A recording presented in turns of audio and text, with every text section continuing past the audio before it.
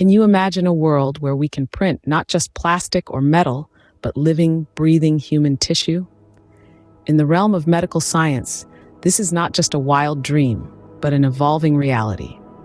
The advent of 3D printing has brought about a remarkable revolution in numerous fields, but its impact on medical science has been nothing short of groundbreaking.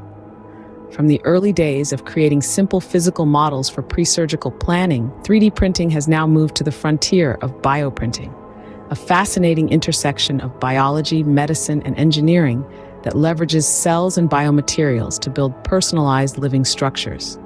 This transformative technology has found its place in cancer treatment, where companies like Carcinotech are using bioprinting to create three-dimensional models of tumors.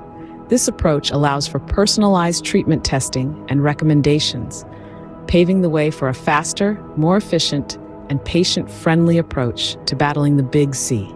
But the story doesn't end there. The realm of regenerative medicine, particularly stem cell research, is beginning to overlap with the world of 3D printing. This convergence of technologies is hinting at the possibility of printing not just tissues, but entire organs, a concept that was once the stuff of science fiction.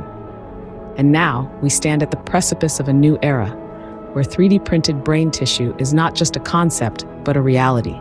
This development opens up a plethora of opportunities for studying neurological diseases, testing new drugs, and perhaps, one day, even repairing damaged brains. In summary, 3D printing has evolved from creating physical models to bioprinting living structures, including brain tissue. This progression has immense implications for medical science, particularly in areas like cancer treatment, regenerative medicine, and neurological research. As we stand on the threshold of this new era, one can only marvel at the potential of 3D printing in ushering in a future where medical miracles become everyday occurrences.